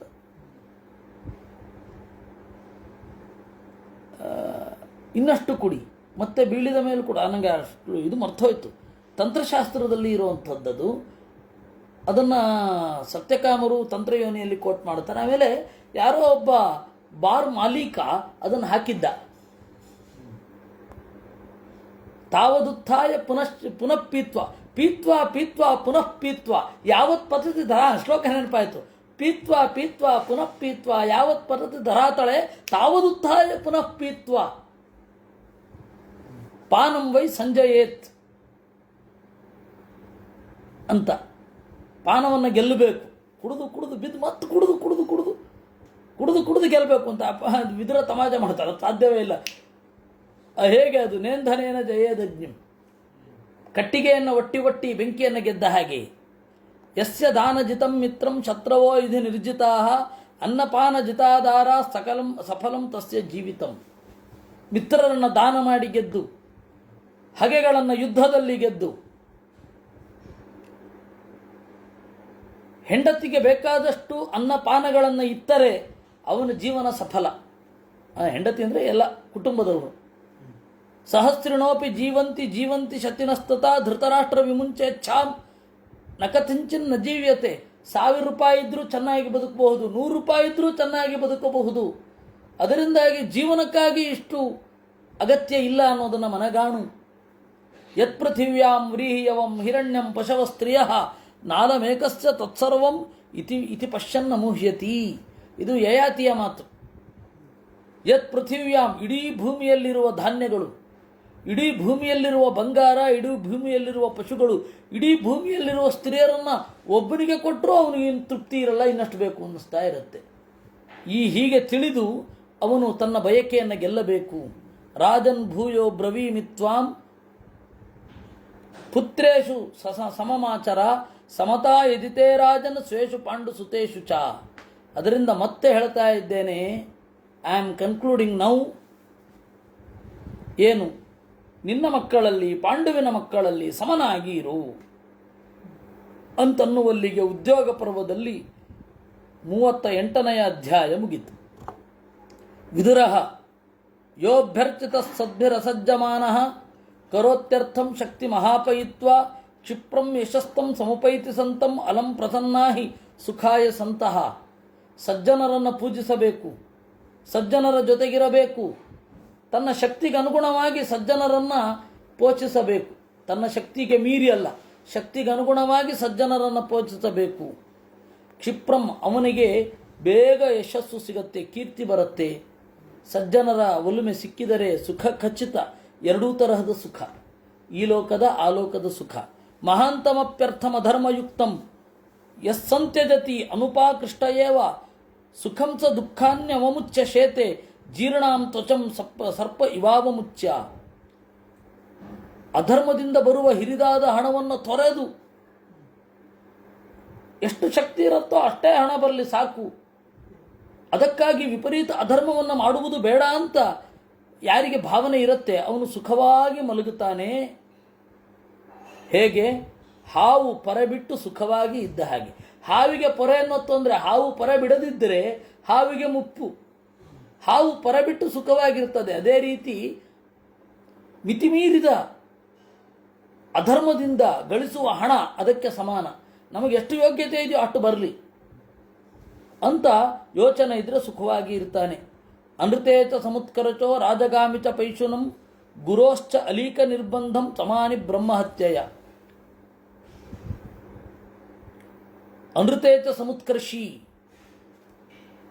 ಅಯಥಾರ್ಥ ಜ್ಞಾನವನ್ನು, ಸುಳ್ಳನ್ನು ವಿಪರೀತ ಹೇಳೋದು. ಇನ್ನು ರಾಜಗಾಮಿಚ ಪೈಶುನಂ, ನಾವು ಮಾಡುವ ಚಾಡಿಕೋರತನ ರಾಜರ ತನಕ ಹೋಗಿ ಅದು ನಂತರದವ್ರಿಗೆ ತೊಂದರೆ ಆಗತ್ತೆ. ಯಾರ ಮೇಲೆ ಹೇಳಿರ್ತೇವಲ್ಲ ಅವರಿಗೆ. ಗುರೋಶ್ಚ ಅಲೀಕ ನಿರ್ಬಂಧಂ, ತಂದೆಗಳಿಗೆ, ತಂದೆ ತಾಯಿಯರಿಗೆ ವಿಪರೀತ ನಿರ್ಬಂಧ, ಅದು ಅಲೀಕ ನಿರ್ಬಂಧ, ಅದು ಅತ್ಯಂತ ಅಸಂಗತ ಎನಿಸುವ ನಿರ್ಬಂಧ. ಅಪ್ಪ ಅಮ್ಮ ಕಾಫಿ ಕುಡಿತಾರೆ ಅಂತ ಹೇಳಿ ಅವ್ರನ್ನ ದೂರ ಇಡೋದು, ಈ ತರಹ ಅಲೀಕ ನಿರ್ಬಂಧ ಅಂತ ಹೇಳಿದ್ರು. ಇದನ್ನೆಲ್ಲ ಬಹಳ ಜನ ಮುಡಿವಂತರು ಹಾಗೆ ಮಾಡಿದ್ದಾರೆ. ತಾಯಿಯನ್ನು ನೋಡದೇ ಇರೋದು, ತಾಯಿಯನ್ನು ಮಾತಾಡಿಸದೇ ಇರೋದು, ಆ ಥರ ಮಾಡಿಬಿಟ್ಟಿದ್ದಾರೆ. ಪಾಪ ಅವರಿಗೆ ತಪ್ಪು ಅಂತಲೇ ಹೇಳ್ತಾಯಿಲ್ಲ, ಆದರೆ ಆ ಧರ್ಮಕ್ಕಿಂತ ಈ ಧರ್ಮ ಮಿಗಿಲು ಅಂತ ಅವ್ರಿಗೆ ಅನ್ನಿಸ್ಲಿಲ್ಲ ಅಷ್ಟೇ, ಇನ್ನೇನಿಲ್ಲ. ಗುರೋಶ್ಚ ಅಲೀಕ ನಿರ್ಬಂಧಂ, ಆ ನಿರ್ಬಂಧ ಹೀಗೇ ಇರಬೇಕು ಅಂತ ತಂದೆ ತಾಯಿಗಳಿಗೆ ಕಟ್ಟು ಮಾಡೋದು. ಎಷ್ಟು ಕಟ್ಟು ಅಂತ ಹೇಳಿದ್ರೆ ಅಯ್ಯೋ ಸಾಧ್ಯವೇ ಇಲ್ಲ, ಹೀಗೇ ಇರಬೇಕು ಅಂತ. ಗುರೋಶ್ಚ ಅಲೀಕ ನಿರ್ಬಂಧಂ, ಇವೆಲ್ಲ ಬ್ರಹ್ಮಹತ್ಯೆಗೆ ಸಮ. ಅದರಿಂದಾಗಿ ಚಾಡಿಕೋರತನ ಅನ್ನೋದು ಬ್ರಹ್ಮಹತ್ಯೆಗೆ ಸಮ.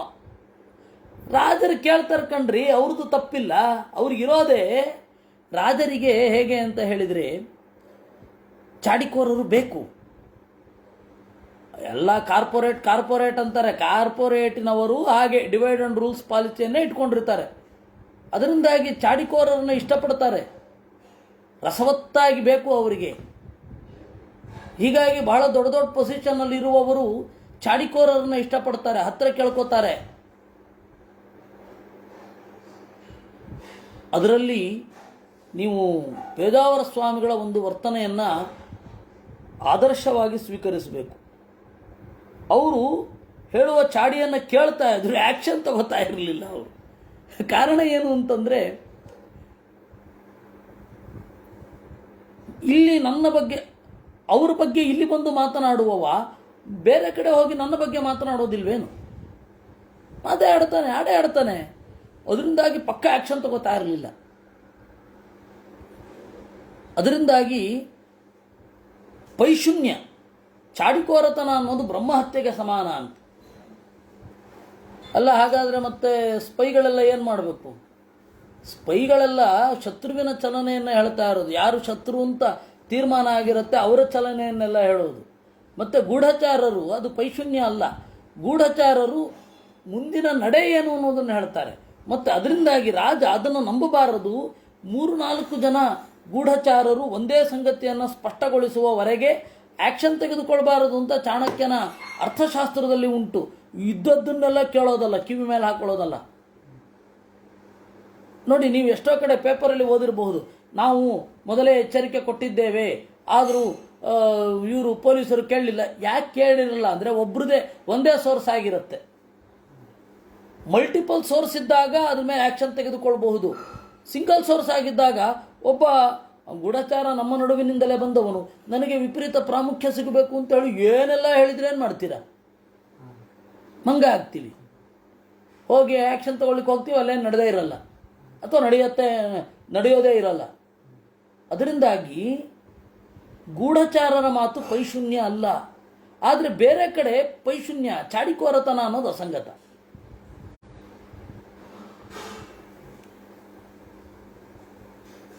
ಅಸೂಯೈಕ ಪದಂ ಮೃತ್ಯು ಅತಿವಾದ ಶ್ರೇಯೋವಧ ಅಶುಶ್ರೂಷಾ ತ್ವರಾಶ್ಲಾಘ ವಿದ್ಯಾಯ ಶತ್ರವಸ್ತ್ರಯ. ಅಸೂಯೆ ಇದ್ದರೆ ವಿದ್ಯೆ ಬರಲ್ಲ. ವಿಪರೀತ ಹೊಟ್ಟೆ ಕಿಚ್ಚು ಒಬ್ಬನಿಗಿದ್ರೆ ಅವನು ವಿದ್ಯೆ ಬರಲ್ಲ. ಯಾಕ್ರಿ ಕಾಂಪಿಟೇಷನ್ ಬೇಕು? ನಮಗೆ ಎಷ್ಟರ್ಥ ಆಗತ್ತೋ ಅಷ್ಟು ಓದ್ತೀವಿ. ಅವ್ರ ಮೇಲೇನು ಅಸೂಯೆ?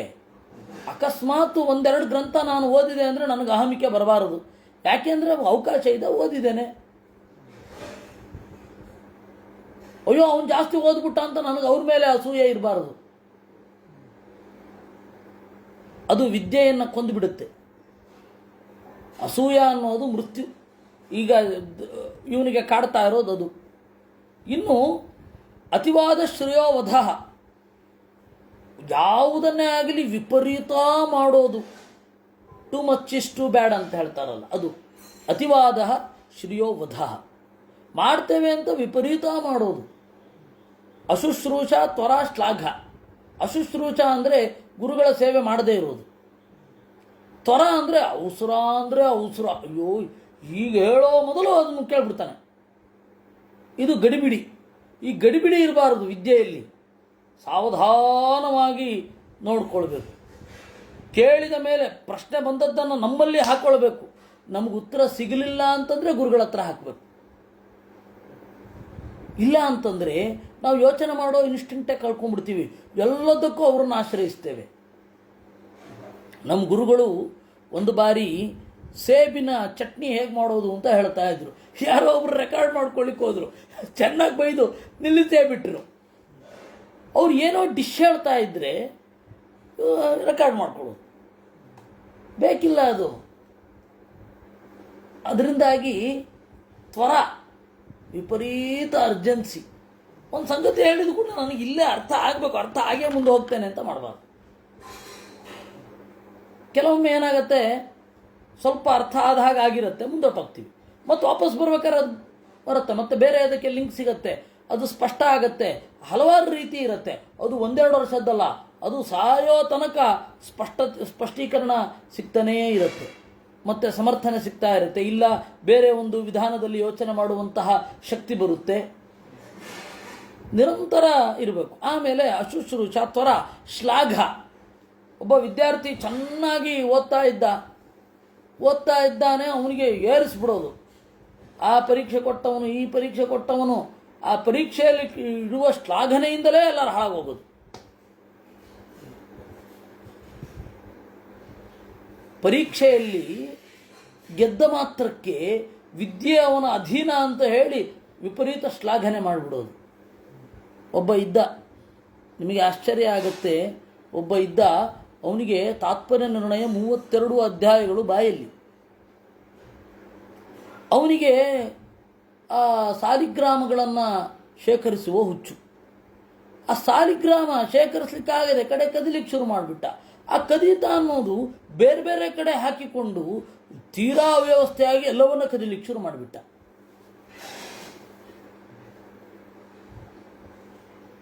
ಹೀಗಾಗಿ ವಿಪರೀತ ಸಮಸ್ಯೆಗಳು.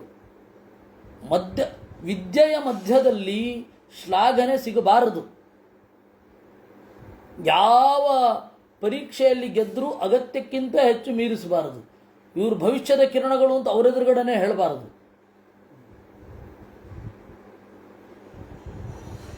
ಇದೆಲ್ಲ ವಿದ್ಯೆಯನ್ನು ನಾಶ ಮಾಡುವಂಥದ್ದು.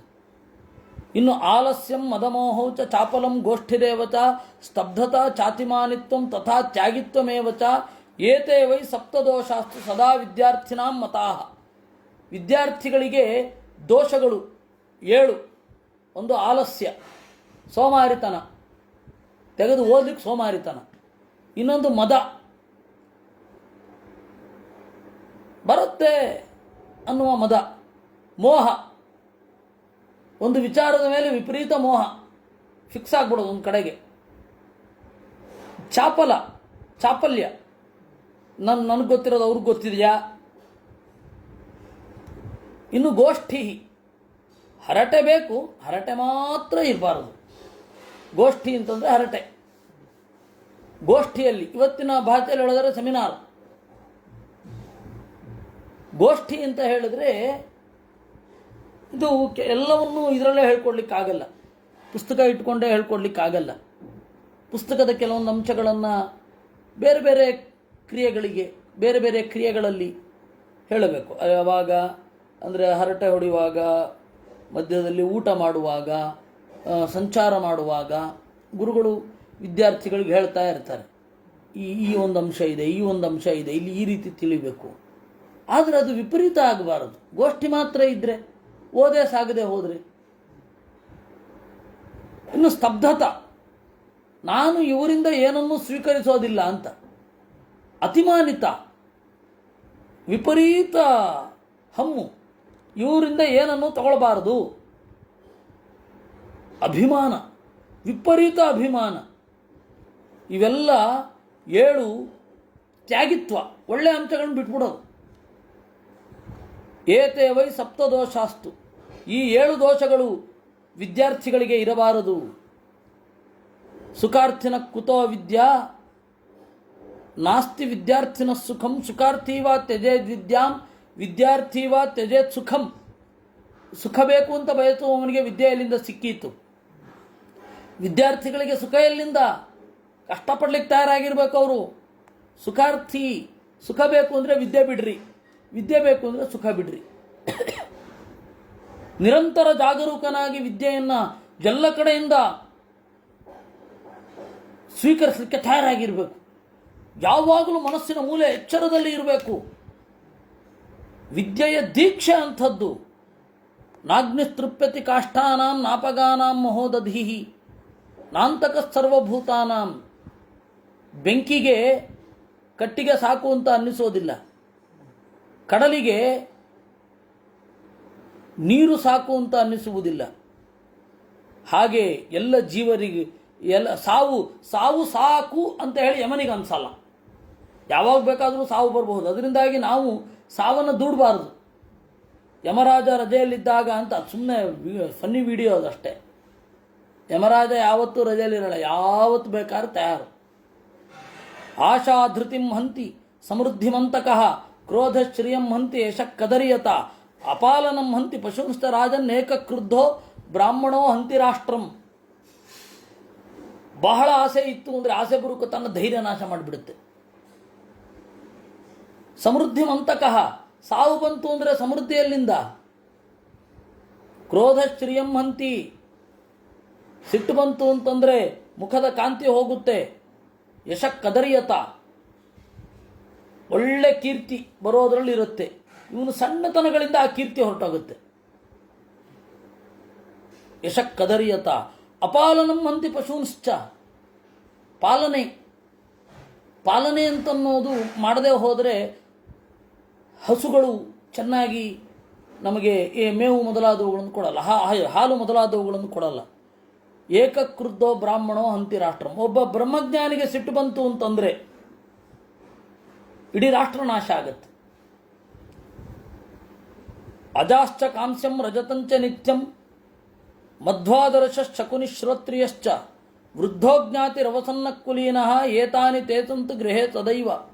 ಮೇಕೆಗಳಿರಲಿ, ಕಂಚು ಇರಲಿ, ಬೆಳ್ಳಿ ಇರಲಿ, ಜೇನು ಇರಲಿ, ಕನ್ನಡಿ ಇರಲಿ, ಹಕ್ಕಿ ಇರಲಿ, ಶ್ರೋತ್ರಿಯನಾದ ಬ್ರಾಹ್ಮಣ ಇರಲಿ, ವೃದ್ಧೋಜ್ಞಾತಿ ಜ್ಞಾನವೃದ್ಧನಾದ ಒಬ್ಬ ಸಂಬಂಧಿಕ ಮನೆಯಲ್ಲಿ ಯಾವತ್ತೂ ಇರಬೇಕು. ಅವಸನ್ನ ಕುಲೀನಃ ಒಬ್ಬ ಒಳ್ಳೆ ಕುಲದವನು ನಾಶ ಆಗೋಗ್ತಾ ಇರ್ತಾನೆ ಅಂದರೆ ತಂದಿಟ್ಕೊಂಡಿರಿ. ಏತಾನಿತೇ ಸಂತು ಗೃಹೇ ಸದೈವ. ನಿನ್ನ ಮನೆಯಲ್ಲಿ ಇವರೆಲ್ಲ ಇರಬೇಕು. ಯಾಕೆ ಅಂತಂದರೆ ಇವರಿಂದೆಲ್ಲ ಪಡೆಯೋದು ಬಹಳ ಇರ್ತದೆ. ಕಂಚಿನ ಪಾತ್ರೆ, ಕಂಚಿನ ಪಾತ್ರೆಯಲ್ಲಿ ಇದು ಅಜಾಶ್ಚ ಅಂತನೋ ಅಯಶ್ಚ ಅಂತನೋ ಒಂದು ಪಾಠ ಉಂಟು. ಕಬ್ಬಿಣ.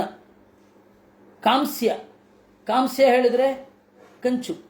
ಕಂಚಿನಲ್ಲಿ ಹಾಲು ಕಾಯಿಸಿ ಕುಡಿಯೋದು ಬಹಳ ಸೊಗಸು, ರುಚಿಯೂ ಆರೋಗ್ಯವೂ ಕೂಡ. ಇನ್ನು ರಜತ, ಬೆಳ್ಳಿ. ಬೆಳ್ಳಿಯದ್ದು ಅಷ್ಟೇ. ನಮ್ಮ ಡಾಕ್ಟ್ರು ಎಲ್ಲರಿಗೂ ಕೂಡ ಬೆಳ್ಳಿ ಕಾಯಿನ್, ಸಿಲ್ವರ್ ವಾಟರ್ ಅಂತ, ಸಿಲ್ವರ್ ಚಾರ್ಜ್ಡ್ ವಾಟರ್ ಕುಡೀರಿ ಅಂತ ಹೇಳ್ತಾ ಇದ್ರು. ಇಲ್ಲಿ ರಜತ ಅದು ಯಾವಾಗಲೂ ಇರಬೇಕು. ಬೆಳ್ಳಿ ಇರಬೇಕು, ಬೆಳ್ಳಿ ಉಪಯೋಗಿಸಬೇಕು. ಅದು ನಾವಿವತ್ತು ಬಾಗಿಲು ಹಾಕಿ ಹಬ್ಬದಲ್ಲಿ ಮಾತ್ರ ತೆಗೆಯೋದು. ಬೆಳ್ಳಿ ಅನ್ನೋದು ಹೆಗ್ಗಳಿಕೆ ಅಲ್ಲ, ಅದು ಆರೋಗ್ಯ. ಇನ್ನು ಮಧು, ಜೇನುತುಪ್ಪ, ಅದು ದೊಡ್ಡ ಔಷಧ. ಜೇನು ಅನ್ನೋದು ಆದರ್ಶ. ಕನ್ನಡಿ ಇರಬೇಕು. ನಮ್ಮನ್ನು ನಾವು ನೋಡ್ಕೋತಾ ಇರಬೇಕು. ನಮ್ಮನ್ನು ನಾವೇ ನೋಡದೆ ಹೋದರೆ ಬೇರೆ ಯಾರು ನೋಡಬೇಕು? ಅಂದರೆ ನಮ್ಮನ್ನು ನಾವು ನೋಡ್ಕೊಳ್ಳೋದು ಅಂತ ಹೇಳಿದರೆ ಒಂದು ಒಳಗಡೆ ನೋಡ್ಕೊಳ್ಳೋದು. ದಾಸರು ಹೇಳ್ತಾರಲ್ಲ, ಮನವ ಶೋಧಿಸಬೇಕು ನಿತ್ಯ ಅಂತ. ಹಾಗೆ ಇನ್ನೊಂದು ಆದರ್ಶ ಅಂತಂದರೆ ಎದುರುಗಡೆ ಇರಬೇಕು. ಏನಾಗಿದೆ, ಇದು ದೇಹದಲ್ಲಿ ಏನೇನಾಗ್ತಾ ಇದೆ ಅಂತ ನೋಡ್ಕೊಳ್ಳಿಕ್ಬೇಕು. ಶಕುನಿಹಿ, ಶಕುನಿ ಅಂತಂದರೆ ಹಕ್ಕಿ. ಹಕ್ಕಿ ಇರಬೇಕು. ಅಂದರೆ ನಾವು ಪಕ್ಷಿ ಬಲಿ ಎಲ್ಲ ಹಾಕ್ತಾ ಇರಬೇಕು. ಇನ್ನು ಶ್ರೋತ್ರಿಯಶ್ಚ, ಒಳ್ಳೆ ಶಾಸ್ತ್ರ ವಿದ್ವಾಂಸ ಇರಬೇಕು ಮನೆಯಲ್ಲಿ. ಇನ್ನು ವೃದ್ಧೋಜ್ಞಾತಿ, ಅತ್ಯಂತ ವೃದ್ಧ, ನಮಗೆ ದೂರದ ಸಂಬಂಧ ಆದರೆ ಇರಬೇಕು. ಹಾಗಾದರೆ ವೃದ್ಧಾಶ್ರಮ ಇರಲಿಲ್ಲವಲ್ಲ, ಅವಾಗ ಕಾನ್ಸೆಪ್ಟ್ ಇರಲಿಲ್ಲ. ಕುಲೀನಃ, ಒಳ್ಳೆ ಕುಲದವ, ಯಾರೂ ಇಲ್ಲ, ಇನ್ನೇನು ಹೋಗೋ ಸ್ಟೇಜಲ್ಲಿದ್ದಾನೆ. ಏತಾನಿ ತೇ ಸಂತು ಗೃಹೇ ಸದೈವ. ಇವರೆಲ್ಲ ನಿಮ್ಮ ಮನೆಯಲ್ಲಿ ಇರಬೇಕು. ಇದ್ದರೆ ಅದಕ್ಕೊಂದು ಚೌಕಟ್ಟಿರುತ್ತೆ, ಶಿಸ್ತಿರುತ್ತೆ, ಸಂಪ್ರದಾಯ ಉಳ್ಕೊಳ್ಳುತ್ತೆ. ಏನೇನಾಯಿತು ಅಂತ ಇತಿಹಾಸವನ್ನು ತಟಸ್ಥವಾಗಿ ಹೇಳಲಿಕ್ಕೊಬ್ಬ ಇರ್ತಾನೆ ಅಂತ. ಅಜೋಶ್ವಶ್ಚಂದನಂ ವೀಣಾ ಆದರಚೋ ಮಧುತರ್ಪಿಶ್. ಅಂದರೆ ಇವರೆಲ್ಲ ಮನೆತನಕ್ಕೆ ಸಂಪರ್ಕ ಇದ್ರೂ ಆಯಿತು. ಈಗಿನ ಕಾಲದಲ್ಲಿ ಮರಣಲೆ ತಂದು ಇಟ್ಕೊಳ್ಳಿಕ್ಕಾಗಲ್ಲ. ಮನೆತನಕ್ಕೆ ಇವರೆಲ್ಲರ ಸಂಪರ್ಕ ಇರಬೇಕು. ಅಜೋಶ್ವಶ್ಚಂದನಂ ವೀಣಾ ಆದರಚೋ ಮಧುತರ್ಪಿಶಿ ವಿಷಂ ಔದುಂಬರಂ ಶಂಖಂ ಸ್ವರ್ಣನಾಭೋಥ ರೋಚನ ಗೃಹೇ ಸ್ಥಾಪಯಿತವ್ಯಾನಿ ಧಾನ್ಯಾನಿ ಮನುರಬ್ರವೀತ್. ಕುದುರೆ, ಚಂದನ ತೇಯ್ದು ಹಚ್ಚಿಕೊಳ್ಳಲಿಕ್ಕೆ ರಕ್ತಚಂದನ, ವೀಣೆ, ಕನ್ನಡಿ, ಜೇನು, ತುಪ್ಪ, ವಿಷ, ಅತ್ತಿಮರ, ಶಂಖ, ಇವುಗಳೆಲ್ಲ ಇರಬೇಕು. ರಾಜನ ಮನೆಯಲ್ಲಿ ಇವೆಲ್ಲ ಇರಲೇಬೇಕು ತಾನೆ. ನಮ್ಮ ಮನೆಯಲ್ಲಿ ಇವೆಲ್ಲ ಇದ್ರೂ ನಡೆಯುತ್ತೆ, ಕೆಲವೊಂದು ಇಲ್ಲದೆ ಹೋದ್ರೂ ನಡೆಯುತ್ತೆ. ಕುದುರೆ ಅಂದರೆ ಗಾಡಿ ಅಂತ ಈಗ ಇಟ್ಕೊಂಡ್ರೆ ಆಯಿತು, ಅಷ್ಟೇ ತಾನೆ. ಗೃಹೇ ಧಾನ್ಯಗಳಿರಬೇಕು. ದೇವಬ್ರಾಹ್ಮಣ ಪೂಜಾರ್ಥಂ ಅತಿಥೀನಾಂಚ ಭಾರತ. ದೇವ ಬ್ರಾಹ್ಮಣರ ಪೂಜೆ, ಅತಿಥಿಗಳ ಪೂಜೆ. ಇದಂಚತ್ವಾಂ ಸರ್ವಪರಂ ಬ್ರವೀಮಿ ಪುಣ್ಯಂ ಪದಂ ತಾತ ಮಹಾವಿಶಿಷ್ಟಂ ನ ಜಾತು ಕಾಮಾನ್ ನ ಭಯಾನ್ ನ ಲೋಭಾತ್ ಧರ್ಮಂ ಜಹ್ಯಾಂ ಜೀವಿತಸ್ಯಾಪಿ ಹೇತೋ. ನಾನು ಹೇಳ್ತೇನೆ ನಿನಗೆ, ವೈಯಕ್ತಿಕವಾಗಿ ಒಂದು ನೋಟ್ ಹೇಳ್ತೇನೆ ಅಂತ ವಿದುರ ಹೇಳ್ತಾನೆ. ಯಾವುದೇ ಕಾರಣಕ್ಕೆ, ಕಾಮದಿಂದಾಗಲಿ, ಭಯದಿಂದಾಗಲಿ, ಲೋಭದಿಂದಾಗಲಿ ನಾನು ಧರ್ಮವನ್ನು ಬಿಡುವುದಿಲ್ಲ. ನನ್ನನ್ನು ನೀನು ಕೇಳಿದ್ರೆ ಧರ್ಮವನ್ನೇ ಹೇಳೋದು, ಬೇರೆ ಅಲ್ಲ. ನಿತ್ಯೋ ಧರ್ಮ ಸುಖ ದುಃಖೇ ಹ್ಯನಿತ್ಯೇ ಜೀವೋ ನಿತ್ಯೋ ಧಾತುರಸ್ಯತ್ವ ನಿತ್ಯ ತ್ಯಕ್ವಾ ನಿತ್ಯಂ ಪ್ರತಿಷ್ಠಸ್ವ ನಿತ್ಯೇ ಸಂತುಷ್ಯ ಸಂತೋಷ ಪರಾಹಿತಂತಹ. ನೋಡು, ಸುಖ ದುಃಖ ಅನಿತ್ಯ, ಆದರೆ ಧರ್ಮ ನಿತ್ಯ. ಮಾಡುವ ಪುಣ್ಯ ಪಾಪಗಳು ಖಂಡಿತ ಫಲ ಕೊಟ್ಟೇ ಕೊಡ್ತಾವೆ. ಜೀವೋ ನಿತ್ಯ ಧಾತುರಸ್ಯತ್ವ ನಿತ್ಯ, ದೇಹ ನಿತ್ಯ ಆದರೆ ಜೀವ ನಿತ್ಯ. ತ್ಯಕ್ವಾ ನಿತ್ಯಂ ಪ್ರತಿಷ್ಠಸ್ವ ನಿತ್ಯೇ, ಅನಿತ್ಯವನ್ನು ಬಿಡು, ನಿತ್ಯದಲ್ಲಿ ನೆಲೆಗೊಳ್ಳು. ನೋಡು, ಸುಖ ದುಃಖಗಳು ಅನಿತ್ಯ, ಅದನ್ನು ತೊರೆ, ಧರ್ಮದಲ್ಲಿ ನೆಲೆಗೊಳ್ಳು. ಇವಾಗ ನಿನಗೆ ಪಾಂಡವರು ತಮ್ಮನ ಮಕ್ಕಳು, ನನ್ನ ಮಕ್ಕಳು ದುರ್ಯೋಧನ, ಅವನಿಗೆ ರಾಜ್ಯ ಇಲ್ಲದೆ ಹೋದರೆ ದುಃಖ ಆಗತ್ತೆ ಅಂತ ನಿನಗೆ. ಈ ಸುಖ ಮತ್ತು ದುಃಖ ಅನ್ನೋದು ಸಾಪೇಕ್ಷ. ಒಂದೊಮ್ಮೆ ನೀನು ಅಲ್ಲಿದ್ದಿದ್ರೆ, ಪಾಂಡು ಆಗಿದ್ದಿದ್ರೆ ಈಗ, ಅಥವಾ ಪಾಂಡು ರಾಜನ ಸ್ಥಾನದಲ್ಲಿ ನೀನಿದ್ದಿದ್ರೆ ದುಃಖ ಆಗೋದು. ಪಾಂಡುವಿನಿಂದ ನನಗೆ ದುಃಖ ಆಗ್ತಾ ಇತ್ತು. ಇದೆ ದುರ್ಯೋಧನನಿಗೆ ರಾಜ್ಯ ಇಲ್ಲ ಅನ್ನೋ ಕಾನ್ಸೆಪ್ಟು ನಿಂಗೆ ದುಃಖ. ಈಗ ನೀನು ಪಾಂಡು ಆಗಿದ್ದಿದ್ರೆ ಅಥವಾ ಪಾಂಡುವಿನ ಸ್ಥಾನದಲ್ಲಿ ನೀನಿದ್ದಿದ್ರೆ, ಪಂಚಪಾಂಡವ ಈಗ ಧರ್ಮರಾಜಾದಿಗಳು ನಿನ್ನ ಮಕ್ಕಳಾಗಿದ್ದರೆ ಅವಾಗೇನು ಅನ್ನಿಸ್ತಾ ಇತ್ತು? ಅವ್ರಿಗೆ ಇಲ್ಲದೆ ಇರೋದು ದುಃಖ ಆಗ್ತಾ ಇತ್ತು, ದುರ್ಯೋಧನನಿಗೆ ರಾಜ್ಯ ಇಲ್ಲದೆ ಇರೋದು ಸುಖ ಆಗೋದು. ಅದರಿಂದಾಗಿ ಅದು ಸಾಪೇಕ್ಷ. ಸುಖ ಮತ್ತು ದುಃಖ ಅನ್ನೋದು ಅನಿತ್ಯ, ಇವತ್ತು ಬರುತ್ತೆ ನಾಳೆ ಹೋಗ್ತಾ ಇರುತ್ತೆ. ಆದರೆ ಧರ್ಮ ಅನ್ನೋದು ನಿತ್ಯ. ಸುಖ ದುಃಖಗಳಿಂದಾಗಿ, ಸುಖ ದುಃಖಗಳಿಗಾಗಿ, ಸುಖ ದುಃಖಗಳಿಂದ ಧರ್ಮ ಬಿಡಬೇಡ. ಯಾಕೆಂದರೆ ಧರ್ಮ ನಿತ್ಯ, ಸುಖ ದುಃಖ ಅನಿತ್ಯ. ಇನ್ನೊಂದು ಜೀವೋ ನಿತ್ಯೋ ಧಾತುರಸ್ಯತ್ವ ನಿತ್ಯ. ಈ ದೇಹಕ್ಕೆ ಸಂಬಂಧಪಟ್ಟು ನಿನ್ನ ನಡೆ. ದೇಹ ಅನ್ನೋದು ಅನಿತ್ಯಪ್ಪ, ಆದರೆ ಜೀವ ನಿತ್ಯ. ಅನಿತ್ಯವಾದ ದೇಹದಿಂದ ಮಾಡಿದ ಕರ್ಮಗಳು ನಿತ್ಯ. ಅನಿತ್ಯವಾದ ಕರ್ಮಗಳಿಂದ ಅನಿತ್ಯವಾದ ದೇಹದಿಂದ ಮಾಡಿದ ಪುಣ್ಯ ಪಾಪಗಳು ನಿತ್ಯವಾದ ಜೀವನವನ್ನು ಕಾಡಿಸ್ತವೆ. ಯೋಚನೆ ಮಾಡು. ತ್ಯಕ್ವಾ ನಿತ್ಯಂ ಪ್ರತಿಷ್ಠಸ್ವ ನಿತ್ಯೇ, ಅನಿತ್ಯವನ್ನು ತೊರೆ, ನಿತ್ಯದಲ್ಲಿ ನೆಲೆಗೊಳ್ಳು. ಸಂತುಷ್ಯ ಸಂತೋಷ ಪರಾಹಿತಂತಹ. ಸಜ್ಜನರನ್ನು ಒಲಿಸುವುದು ಈಸಿ. ದುರ್ಜನರಿರ್ತಾರಲ್ಲ, ಅವ್ರನ್ನ ಏನು ಮಾಡಿದ್ರೂ ಒಲಿಸ್ಲಿಕ್ಕಾಗಲ್ಲ. ಸಜ್ಜನರು ಅತ್ಯಂತ ಸ್ವಲ್ಪದರಿಂದ ತೃಪ್ತಿಗೊಳ್ತಾರೆ, ಆಯ್ತು, ಸಂತೋಷ ಆಗಿಬಿಡತ್ತೆ ಅವರಿಗೆ. ದುರ್ಜನರಿಗೆ ಏನು ಮಾಡಿದ್ರೂ ತೃಪ್ತರಾಗಲ್ಲ. ಈಗ ಗೊತ್ತಾಯ್ತಲ್ಲ, ಈ ಕಂಟೆಂಟ್ಮೆಂಟ್ ಅನ್ನೋದು ಕಾರ್ಪೊರೇಟ್ ಮುಟ್ಟಾಳ್ರಿಗೆ ಬರೋದೇ ಇಲ್ಲ. ಯಾಕೆ ಅಂತಂದರೆ ಅವರು ದುರ್ಜನರು. ಒಳಗಡೆಯಿಂದ ಏನು ಮಾಡಿದ್ರು ಆ ಕಂಪ್ನಿಗಳು ತೃಪ್ತರಾಗೋದಿಲ್ಲ. ನಿಮಗೆ ಪ್ರಮೋಷನ್ ಕೊಡೋದು, ರಿವಾರ್ಡ್ ಕೊಡೋದು ಯಾಕೆ ಅಂದರೆ ಇನ್ನೂ ನಮ್ಮ ತೃಪ್ತಿಯನ್ನು ಇನ್ನೂ ಮೀಟ್ ಮಾಡಿ ನೀವು ಅಂತ. ಏನು ಮಾಡೋದು? ವಿದುರ ಕಾರ್ಪೊರೇಟ್ ಸಂಸ್ಥೆಗಳಿಗೆ ವಿರುದ್ಧವಾಗಿ ನಿಂತಿದ್ದಾನೆ. ನಾವೇನು ಮಾಡ್ಲಿಕ್ಕೆ ಬರಲ್ಲ. ಮಹಾಬಲಾನ್ ಪಶ್ಯ ಮಹಾನುಭಾವಾನ್ ಪ್ರಶಾಸ್ಯ ಭೂಮಿ ಧನಧಾನ್ಯ ಪೂರ್ಣಾನ್ ಸಜ್ಜಾನ್ ನಿತ್ವ ವಿಪುಲಾಂಶ್ಚ ಭೋಗಾನ್ ಗತಾನ್ ನರೇಂದ್ರಾನ್ ವಶಮಂತಕಸ್ಯ. ಎಷ್ಟು ಜನ ರಾಜರು ಇವತ್ತಿದ್ದಾರ? ಯಾರೂ ಇಲ್ಲ. ನಮ್ಮಂಥವ್ರು ಎಷ್ಟು ಜನ ಆಗಿ ಹೋಗಿದ್ದಾರೆ ಈ ಪ್ರಪಂಚದಲ್ಲಿ? ಏನು ಕಥೆ? ಯಾವುದರ ಹಿನ್ನೆಲೆಯಲ್ಲಿ ಇದನ್ನು ಹಿಡ್ಕೊಂಡು ಕೂಡಬೇಕು? ಅಹಂಕಾರ ಯಾಕೆ ಪಡಬೇಕು? ನಮ್ಮಂಥವ್ರು ಎಷ್ಟು ಜನನೋ? ನಮ್ಮಂಥವರು ಲೆಕ್ಕವೇ ಇಲ್ಲ, ಅಷ್ಟು ಜನ ಆಗಿ ಹೋಗಿದ್ದಾರೆ. ಸಜ್ಜಾನ್ ಹಿತ್ವ ವಿಪುಲಾಂಶ್ಚ ಭೋಗಾನ್, ಒಳ್ಳೆ ಭೋಗಗಳನ್ನು ತೊರೆದು ಹೊಟ್ಟೋಗಿದ್ದಾರೆ. ವಚಮಂತಕಸ್ಯ ಗತಾನ್. ಮೃತಂ ಪುತ್ರಂ ದುಃಖಪುಷ್ಟಂ ಮನುಷ್ಯ. ಮಂಜುನಾಥ, ಅವ್ರಿಗೆ ಎಂದಿಗೂ ತೃಪ್ತಿ ಅಲ್ಲ. ಕಾರ್ಪೊರೇಟಲ್ಲಿ ಕೆಲಸ ಮಾಡಿ ಬಂದು ವೇದಾಂತಿಗಳ ವೇತ ಹಾಕೊಂಡವ್ರಿಗೂ ತೃಪ್ತಿ ಇರಲ್ಲ. ಅವರು ಅತೃಪ್ತರೆ. ಇದು ಬೇಕಿತ್ತು, ಅದು ಬೇಕಿತ್ತು ಅಂತ. ಇವರೊಂದು ಸಂಸ್ಥೆ ಮಾಡೋದು, ಯಾವುದಾದ್ರೂ ಒಂದು NGO ಮಾಡ್ತಾರೆ. ಮಾಡಿಕೊಂಡು ಅಲ್ಲಿ ತೃಪ್ತಿನೇ ಇಲ್ಲ. ಏನು ಬೇಕು ಅಂತ ಅವ್ರಿಗೂ ಗೊತ್ತಿರಲ್ಲ. ಅದರಿಂದಾಗಿ ಕಾರ್ಪೊರೇಟ್ ಸಂಸ್ಥೆಗಳು ಮಾತ್ರ ಅಲ್ಲ, ಕಾರ್ಪೊರೇಟ್ ಸಂಸ್ಕೃತಿಯ ವಶಕ್ಕೆ ಒಳಗಾಗಿ ಹೊರಗಡೆ ವೇಷ ಮಾತ್ರ ಬದಲಾದರೂ, ವೇದಾಂತ ಅಂತ ಬಾಯಲ್ಲಿ ಹೇಳ್ತಾ ಇದ್ದರೂ ಅವರಿಗೆ ತೃಪ್ತಿ ಇರಲ್ಲ. ಆ ವೇದಾಂತದ ಸಂಸ್ಕೃತಿಯ ಐಡಿಯಾ ಇರಲ್ಲ. ಇರಲಿ. ಮೃತಂ ಪುತ್ರಂ ಸಜ್ಜಾನ್ ಹಿತ್ವ ವಿಪುಲಾಂಶ್ಚ ಭೋಗಾನ್. ಎಲ್ಲ ಭೋಗಗಳನ್ನು ತೊರೆದು ಹೊರಟು ಹೋಗಿದ್ದಾರೆ. ಅದರಿಂದಾಗಿ ರಾಜರ ಬಗೆಗೆ ಯೋಚನೆ ಮಾಡು, ಇದು ಅನಿತ್ಯ. ಎಷ್ಟು ಜನ ರಾಜರಾಗಿ ಹೋಗಿದ್ದಾರೆ. ಅಹಂಕಾರ, ಆಗ್ರಹ ಇವುಗಳನ್ನು ಬಿಡು ಅಂತ ಹೇಳುವಲ್ಲಿಗೆ ನಮ್ಮ ಚಿಂತನೆಯನ್ನು ಇವತ್ತು ಮುಗಿಸಬೇಕಾಗಿದೆ. ವಿದುರನ ನೀತಿಯಲ್ಲಿ ನೋಡಿದ್ದೇವೆ. ಇದು ಪ್ರಾಯ ಉಪಾಂತ್ಯ ಅಧ್ಯಾಯ ವಿದುರ ನೀತಿಯದ್ದು. ಇದಾದ್ಮೇಲೆ ಒಂದು ಅಧ್ಯಾಯ ಇದೆ. ಅದಾದ ಮೇಲೆ ವಿದುರ ನೀತಿ ಮುಗಿದು ಇದು ಶುರು ಆಗುತ್ತೆ. ಯಾವುದು ಸನತ್ಸು ಜಾತಿಯ ಶುರು ಆಗುತ್ತೆ. ಅದನ್ನು ನೋಡೋಣ. ಇವತ್ತು ಸಂಜೆ ಯಥಾ ಪ್ರಕಾರ ಇದ್ದೇ ಉಂಟು ಭಾಗವತ. ಅದರಲ್ಲಿ ಎಲ್ಲರೂ ಭೇಟಿಯಾಗೋಣ ಅಂತ ಹೇಳ್ತಾ ಇವತ್ತಿನ ಚಿಂತನೆಯನ್ನು ದೇವರಲ್ಲಿ ಅರ್ಪಿಸ್ತೇನೆ. ಕೃಷ್ಣಾರ್ಪಣಮಸ್ತು.